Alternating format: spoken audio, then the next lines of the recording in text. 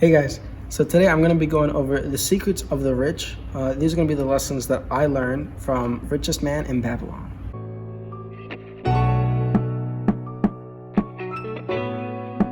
Starting off in the book, it references a lot about your purse. So I would imagine this just as like maybe your bank account or just maybe your physical pocket, if you carry cash around.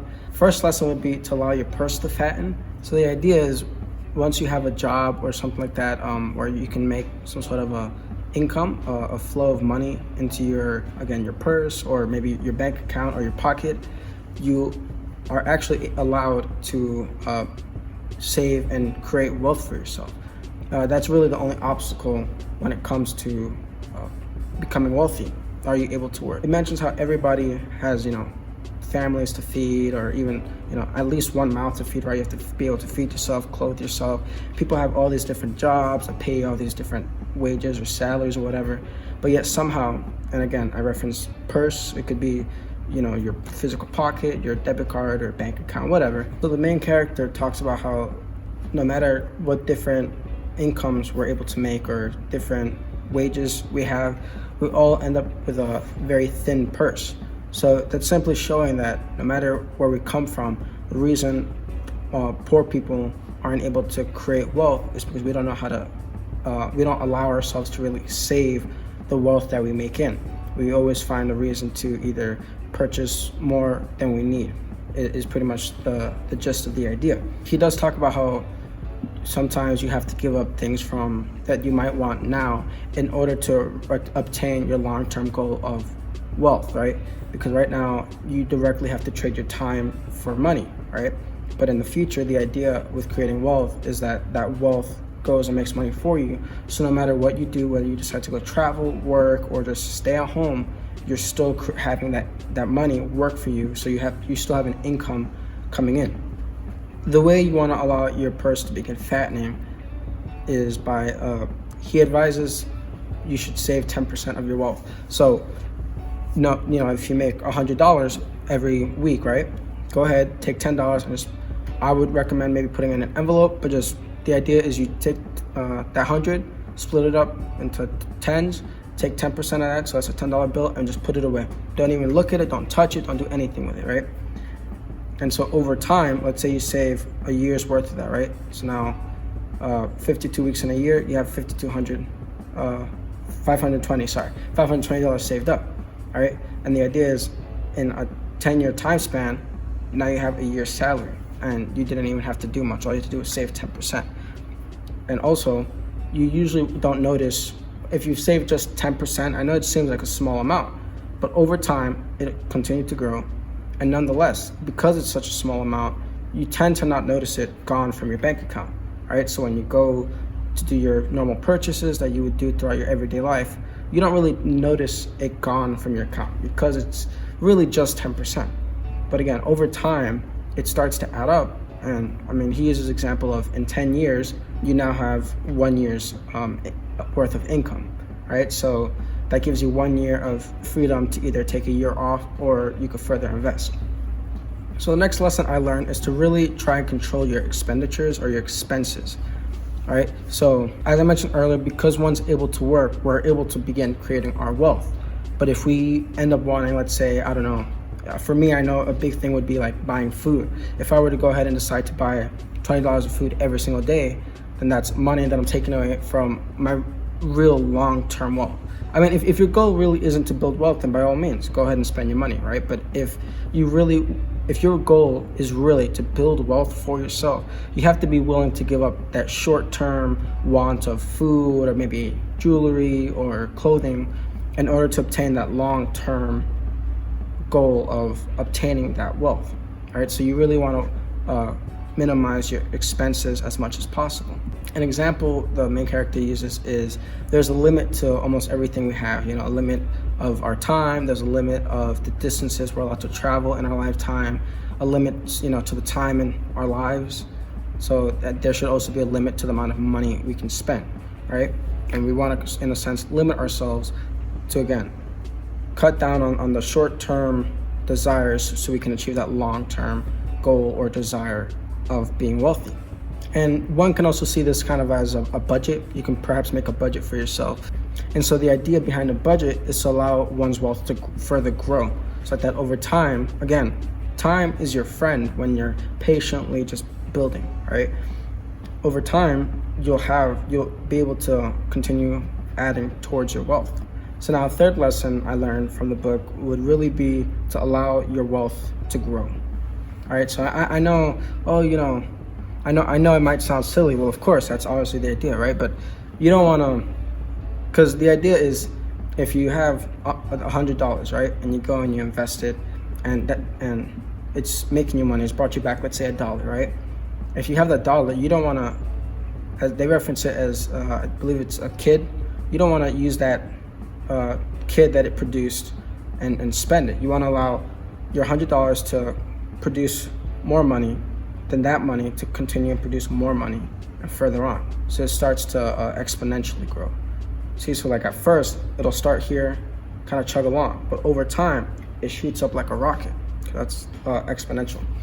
So the idea is, if you stay patient, you actually allow your wealth to truly skyrocket and grow.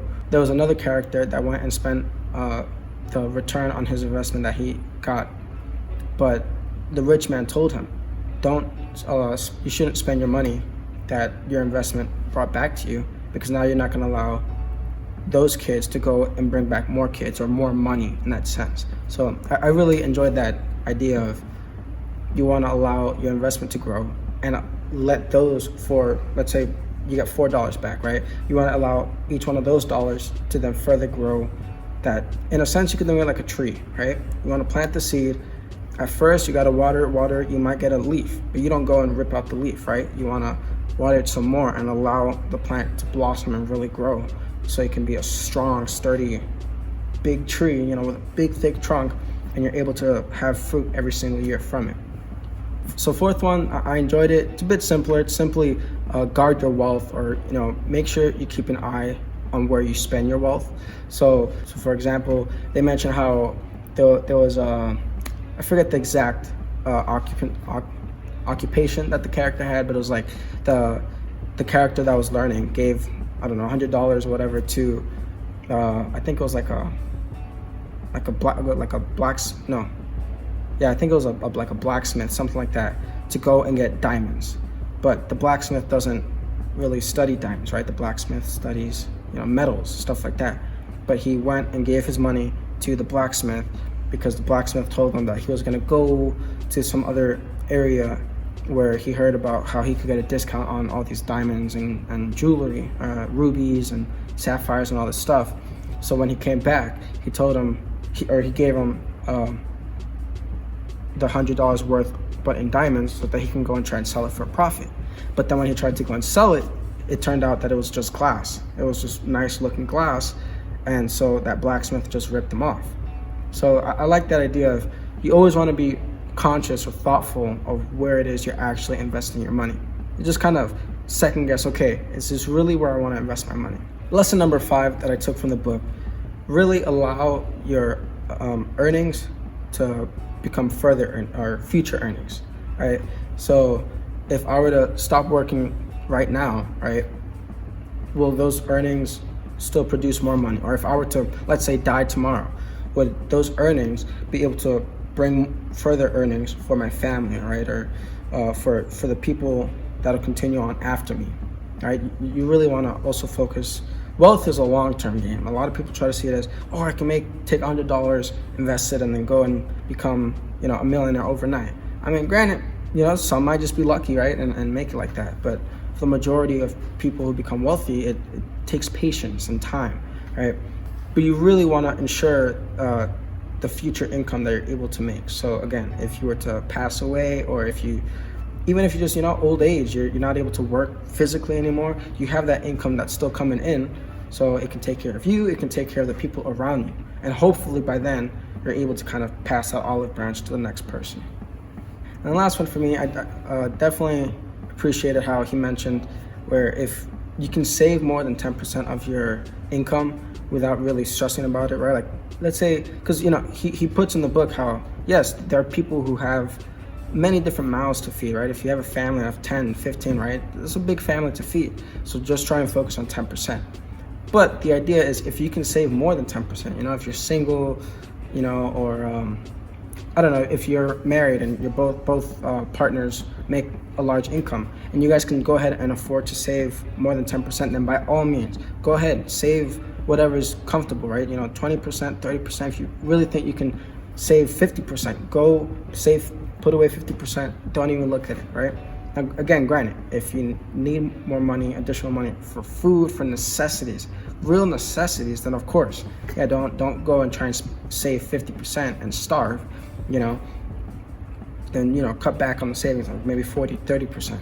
But if you can save more than just 10%, then all the power to you, you're able to further speed up along the process of your savings. And then the idea is you're able to take that money and put it into investments. So how we mentioned earlier, I think it was lesson number 3, watch where you spend your money or where you invest your money into. Don't be afraid to go ahead and invest your money into things that right? So I'm really big into technology or music. So that's where a lot of my money goes invested into. So don't be afraid to invest into things that you really like and enjoy and you're knowledgeable, right? You don't want to invest into things or invest your money with other people if they don't know what they're doing or if you don't know what you're doing, right? You want to invest into things you're really solid on or things you really know or are comfortable pretty much taking care of your money. Feel free to comment below. Let me know what you're interested in investing in. Again, biggest key when trying to build your wealth, just stay patient, all right? Stay hungry for knowledge and keep on learning. Thanks for watching today's video. If you enjoyed, please make sure to hit that like button and don't forget to subscribe if you haven't already. Thanks for watching.